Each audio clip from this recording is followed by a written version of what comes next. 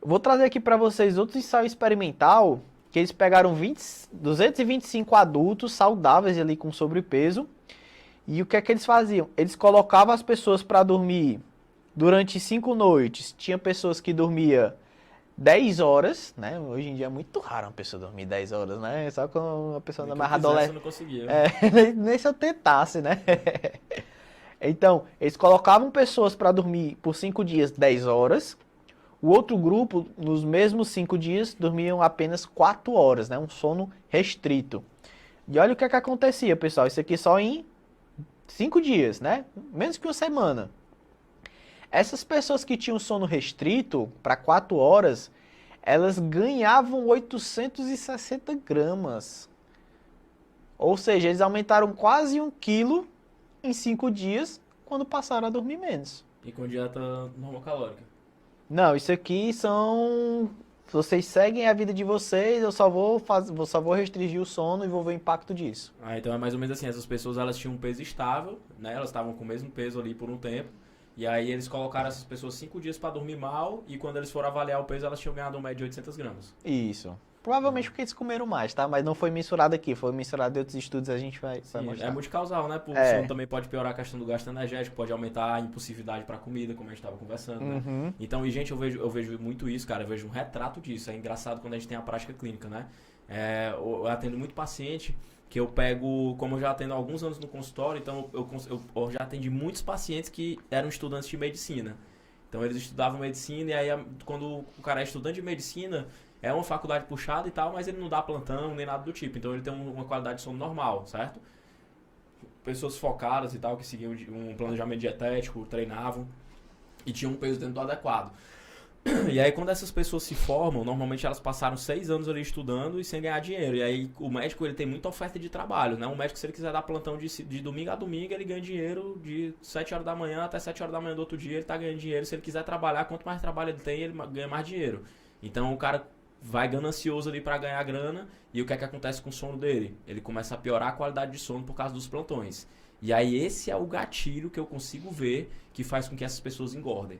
Né? Então, esse fato de piorar a qualidade do sono começa a criar um ciclo vicioso, que é o quê? Qualidade do sono ruim, mais reatividade ao estresse, mais impulsividade por comida, menos controle cognitivo, excesso de trabalho, estresse, mais comida, menos controle cognitivo, e aí esse cara vai ganhando peso num ciclo vicioso que é até bem elucidado em relação à literatura científica, é chamado ciclo vicioso da obesidade e da disfunção cognitiva. E eu já vi várias pessoas se tornarem obesas, ou até mesmo ganharem peso de forma exagerada sem se tornar obeso, mas ganhar bastante peso e bastante gordura, pelo start inicial de ter piorado a qualidade do sono.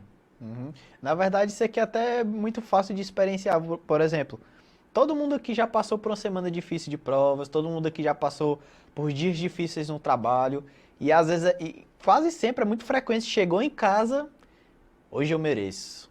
Hoje eu vou pedir Porra, o que dormi eu mal, virei à quiser, porque o dia noite. foi uma. Não pode, né? Volta o pulo. Uma bosta. Hoje o dia foi terrível, hoje eu mereço. Então é praticamente a ilustração de tudo que o Davi tá falando, né? Aham, é exatamente isso. A recompensa, né? O desejo pela recompensa. Uhum. Volta aqui pros slides, Lu. Já a Tainá tava até falando aqui que a Hum. Tainá Tomé tá sempre aqui com a gente. Ela até Tainá. apagou a mensagem aqui, porque Tainá. Ela Vixe, na hora que o homem ia ler. Mas ela tava falando que o celular caiu na cabeça dela aqui Várias essa vezes. semana aí, na noite passada. Deixou alguém aí pra responder. E alguém ficou. Aposto que isso aqui deve acontecer com as pessoas pelo menos de 10 em 10 dias. Deve acontecer isso aqui certeza, com todo mundo. E galera, nesse estudo aqui, eles também mensuraram a quantidade de comida que essas pessoas estavam comendo, né, ao longo desse estudo. E olha a diferença. Quem continuou ali dormindo suas 10 horas, praticamente não teve efeito, né, com relação ao seu consumo energético habitual.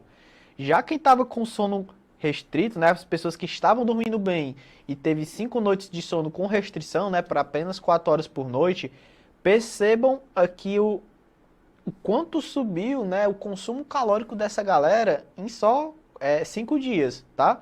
Eles mensuraram e eles viram que essas pessoas estavam comendo 30% a mais das necessidades energéticas estimadas pela equação de Harris-Benedict. Então, essa galera ganhou muito peso e essa galera comeu muito mais.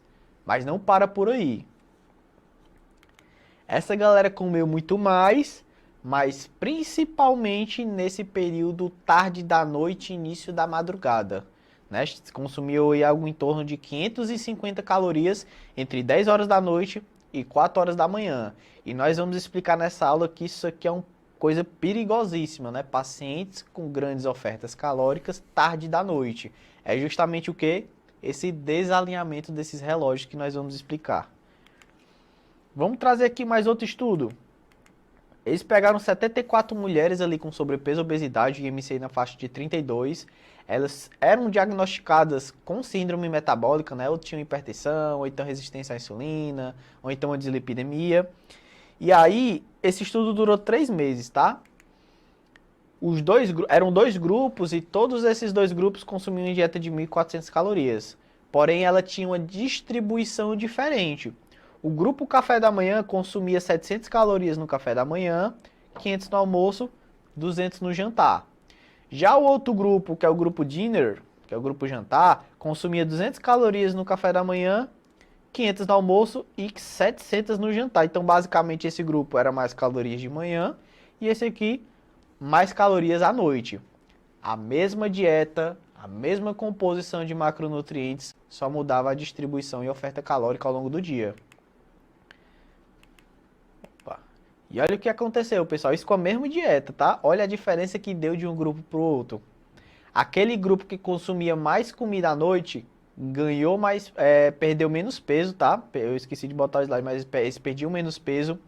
Esse grupo apresentou uma maior resistência à insulina, né? Porque tinha um aumento da glicemia de jejum e da insulina de jejum. Esse grupo teve mais grelina, mais sensação subjetiva de fome e menos de saciedade. Então, a mesma dieta com uma distribuição mal feita pode fazer o teu paciente ficar resistente à insulina, perder menos peso e sentir muito mais fome durante o dia.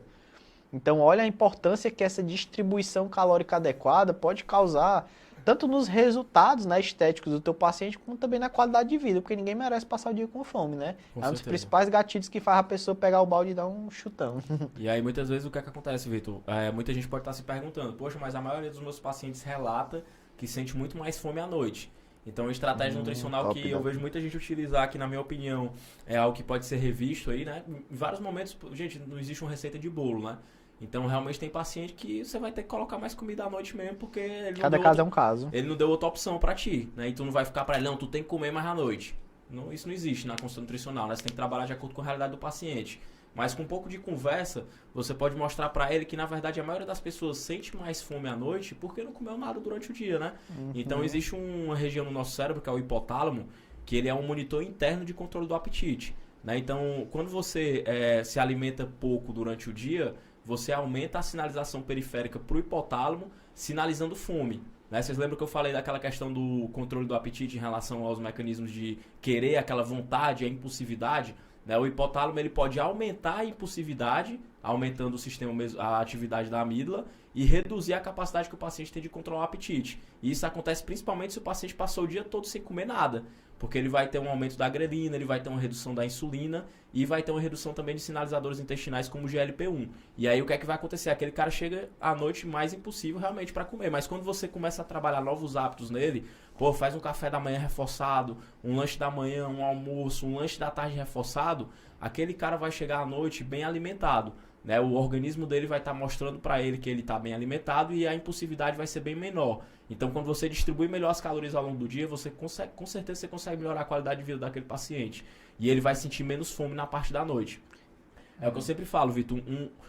Tu quer assinar, eu falo muito isso para os pacientes. Davi, mas eu sinto tanta vontade de comer doce à noite, eu sinto tanta vontade de comer besteira à noite. A minha vontade de comer é toda noite. Aí ele pensa que é algo individual dele, que é algo da personalidade dele, né? Mas na verdade, genética. É minha genética, né? Então eu sou desse jeito, né? Mas na verdade não. Na verdade é só porque ele não comeu quase nada durante o dia. Experimenta fazer as refeições reforçadas ao longo do dia para ver quando você chegar à noite. Talvez você ainda sinta vontade de comer porque é um hábito que ele desenvolveu. Mas aquela vontade vai ser bem reduzida. E aí quando ele começar a adquirir novos hábitos, ele consegue consequentemente aí mudar essa questão do time ali, né? Do horário que ele come mais e do horário que ele come menos. E sempre à noite, Davi, porque ali, por exemplo, quando ele meio que é mais negligente com as refeições ao longo do dia, ao longo da tarde, e geralmente essa pessoa às vezes está com fome, mas ela tá tão ali estressada do trabalho e faz não sei o que, tem tantas demandas que ela tá tão focada naquilo ali que às vezes ela até mesmo esquece que tá com fome, né? Exatamente. E aí, geralmente, o que é que acontece? Ela chega em casa, estressada, cansada e Mal com alimentada. preguiça. mal E mal alimentada. alimentada. Isso aqui é o prato perfeito e cheio pra você pegar aqui, dar 2 toques, pedir um iFood. 40 minutinhos tá lá na tua casa, um hamburgão com Coca Zero. Coca Zero não, a galera pede a normal mesmo. É. Então isso aí é um Coca prato Zero. cheio pra esse ambiente, né? Então, gente, isso aí você pode usar muita estratégia. Por exemplo, a maioria dos pacientes tem dificuldade de controlar o apetite à noite. Por quê? Porque se alimentou mal ao longo do dia e porque tem oferta de alimentos altamente palatáveis na parte da noite. Quando você combina essas duas situações, o teu paciente ele pode ser o cara mais focado do mundo, mas ele não vai conseguir se alimentar bem à noite porque realmente ele vai impossibilitar essa questão, porque ele tem oferta de alimentos altamente palatáveis e ele está mal alimentado. Né? Eu tiro isso pela questão mesmo que eu estava vivendo ultimamente, Vitor. Meu pai foi morar lá, foi passar 3 semanas, na verdade, lá em casa, já até foi embora agora, eu moro sozinho. Pode crer. E eu passava o dia, teve dias que eu não me alimentei muito ao longo do dia e é muito difícil eu comer algum alimento rico em açúcar na parte da noite. E esses dias que meu pai tava lá, ele comprava sorvete, chocolate, e quando eu chegava mal alimentado em casa à noite, eu me peguei várias vezes comendo esses alimentos e depois eu pensava, caraca, eu nem tinha muita vontade de comer isso, só porque o alimento estava disponível, combinado com o mal alimentado durante o dia, eu acabava comendo. Então tu imagina um obeso que tem dificuldade de controlar o apetite.